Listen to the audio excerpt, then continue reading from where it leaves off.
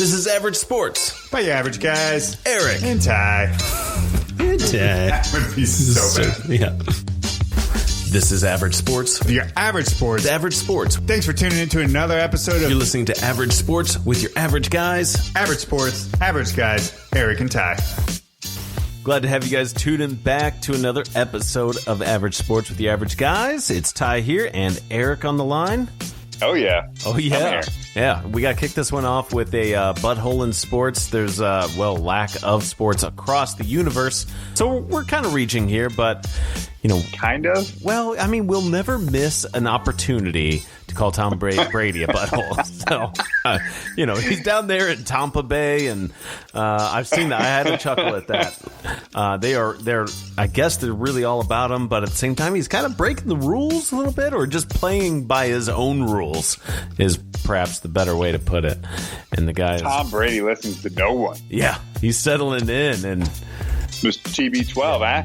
No mask, no worries kind of thing. But anyway, let's get into this episode. We have plenty to talk about, still regardless of the fact that actual live sports are happening. There are things always still in the mix, and just kind of some recaps on some headlines that we've been trying to pay attention to, like the Tokyo Olympics. I've heard some interesting bits about that. It took them, so long to actually pull the plug on it for this year or postpone. And now that it was rescheduled for 2021, there is even a chance that may not even happen. We may not even see an Olympics for Tokyo at all. So it could be canceled indefinitely. It's possible. That. Yeah, I mean, there's a story I actually read earlier this afternoon. That's not saying that it's going to happen. That's just a speculation, and there's a lot of uncertainty happening in the world, as we all are aware.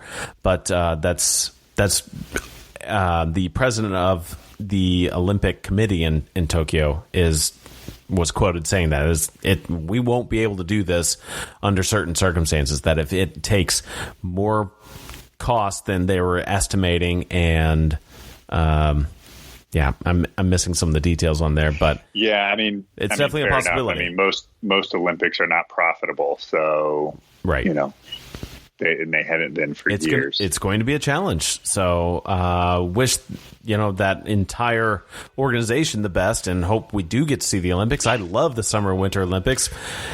I would hate to not see it happen, or wait longer. However, that's the world we live in right now. The other thing is I saw that FIFA, that a medical chief was calling for not wanting to have any games played before September 1st. So I'm wondering, I think September 1st now is kind of our new benchmark. I think some weeks ago we were talking about look at end of May as where we're going to see ourselves. Well, end of May is going to be here and is kind of already accounted for. We know end of May, nothing's happening in May. So June is our best bet to see anything happen, but not in a public forum. We'll see a lot of sports start to perhaps take place and actually play not in front of crowds. Yeah, I mean, it's definitely interesting because, a couple weeks ago we were talking about hoping for, mid-May or end of May. And right as we're going through April and we're coming up on the end of April here, I mean, nothing's planned. Nothing has really changed. I mean, where we live in St. Louis, the city and the county is in, even reevaluating until the middle of May. Right. To do anything, which then also tells me that it's going to be longer than that too. So, we're kind of, boarded up and hunkered down, as the old people might say. Here in St. Louis, and, the rest of the state is going to do something different. But here and just like most other places, and we're not even hit nearly as hard as like a Chicago or a New York or Seattle, which are just massively larger metropolitan areas than us. I mean, it's going to have to get significantly better in those massive hotspots versus even just, what we are kind of mid-level hotspot here in the Midwest. So sure, and I think what you're really addressing there is on the economic level nationwide. I mean, things are going to be kind of different from place to place, and just what is it going to take for us to even go into a restaurant? I mean, we're seeing things starting to take place, but that has to beg the question then. Sports were kind of the first thing out because those are some of the largest crowds we amass in public. So they are going to be the last thing to even come back to us. Yeah. It's going to be a while before anyone's really going to a live sporting event and feeling good about it as well. That's going to be longer before it's even allowed. Oh, 100%. I completely agree that the large mass gatherings, whether it be a concert or, a sporting event or something like that, are definitely going to be some of the last things to come back. And, I think we may see some sports come back a little bit sooner. It's going to be, as far as like popular sports in the country, maybe something like golf could figure out a way to, with social distancing and no crowds, still be able to put on their events and have it out there because it's relatively a solitary, kind of sport. Yeah, you can make the case for it. No doubt. Yeah, I think they can make the case for it, between getting it televised and, having the players be separated. It's really them only traveling with their caddy, and they can still stand 6 feet away and have those conversations and be just fine. So in obviously reality, no crowds though. Yeah, but in live space, it's going to be easy to keep 6 feet from a lot of people from on any of these sports, aside from contact sports, where then you're setting up different protocols. Like you are coming into work and we got to make sure you're healthy. But think of also the crew. You still need people calling the plays and getting camera guys, and it takes a whole control room just to make a production happen. And there, you do not generally stay 6 feet apart from each other. So there's, I think, where we'll really run into an issue where if small businesses, restaurants aren't going to be able to get even 20 people in their space because they don't have the square footage for it, how can you make that same argument then that sports are that much more essential that we just got to make it happen? I think it's going to be a really interesting thing to see play out. I'm really hoping for some of these games to start happening. Right now, though, it's looking bleaker and bleaker that the NHL and NBA playoffs, I mean, they might just be the what if of sports history, and we're going to have to hopefully look at 2021. I mean, I really think that those seasons or the current seasons are in real jeopardy of happening at all, because I'm also feeling like the NFL is going to have a really tough time on getting some of these games off the ground.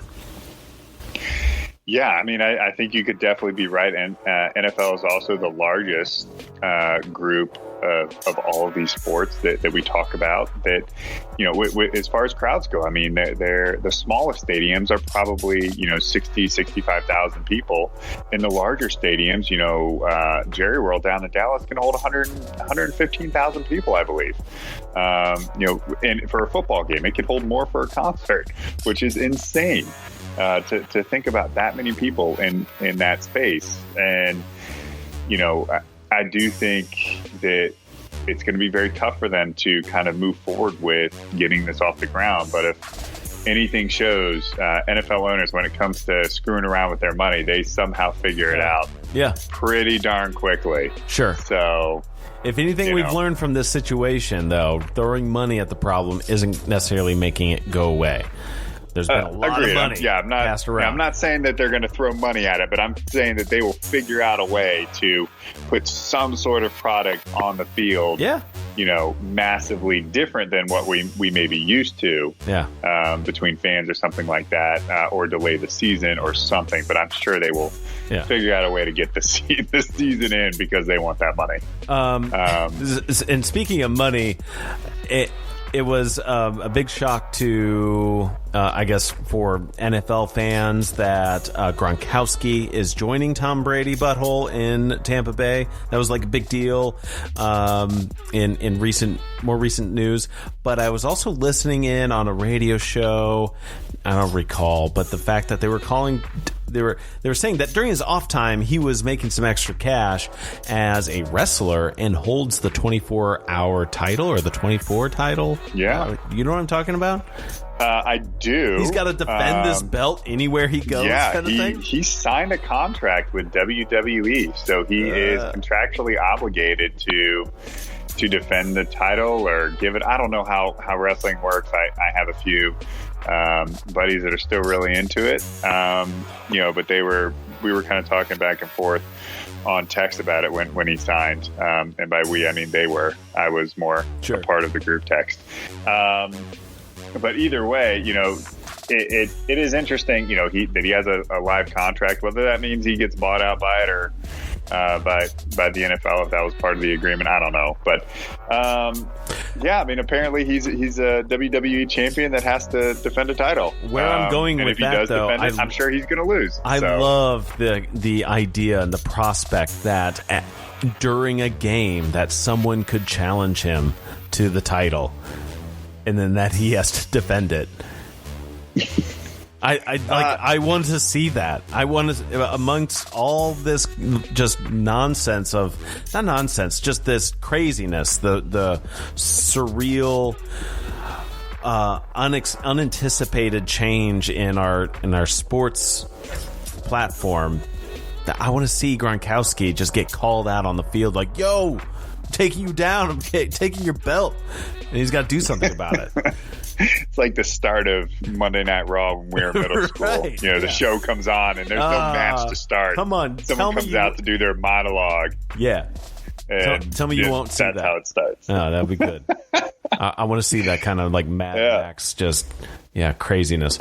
But anyway, let's digress, though, and transition. Still with NFL, there was the recent 2020 draft. Eric, you actually watched it. I want to hear some reactions because I didn't actually just watch it. I watched the entire thing. I watched all of day 1, day 2, and the majority of day 3. Wow. Okay. Wait. Day 3 it was more on. I didn't necessarily pay entire attention to it, but I'm applauding. Here, actually, I have a button for that. There you go. Yeah. Yes. Thank you. Thank you. There it is. Appreciate it. It was different. I was certainly intrigued with how they were going to do the virtual side of things, and if there was going to be a change within organizations and how they did stuff. And we've been in this process for a little bit now. So Zoom calls and things like that just kind of seem almost like normal everyday business for us. So whether they're on WebEx or Zoom or whatever platform that they're using, obviously they're very much communicating on who they want and who's on their board and how they're doing it. Just not everybody's in the same room. So it was definitely kind of different, going from room to room. You saw some like crazy huge houses.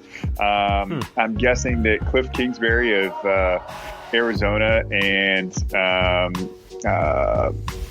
I want to say Todd McShay, but I know that's obviously super wrong because he's an analyst. The guy in Los Angeles. Anyway, they must have the same landscaper because they have the exact same backyard. It seems like it was quite funny to Maybe go back. Maybe it was a green screen. I don't think it was green screen. You don't think they go that far? It was a little bit different, but kind of the same look and feel to it. Okay. It was quite interesting, but it was just cool to see like some of the like really huge houses or like some of their setups, and then a lot of them had their kids involved and like in the room and cheering along and paying attention. So that was kind of cool to see that look to it. It brought a little bit more like human touch to like the coaches and things like that wasn't previously there when you've seen it. Now you've always seen like the players celebrate if they're already at home, like with families, like the ones that aren't in the draft room going up on stage. But it was kind of cool to see it from like the coaches and the GM's perspective. So that was something that I actually really, really liked. As far as like who did phenomenal. I want to start with Minnesota. They did a great job of making sure that they got an insane amount of picks. They had 16 picks. What? Which is there's seven rounds. They had 16 picks. 6-1. followed by the number 6. Wow. That's one more than 15 and one less than 17. Wow. That's how many games they play in an NFL season. Yeah. Currently. That's an insane number of picks. So That's crazy. you You could almost just start your own football team with that. I mean, just about.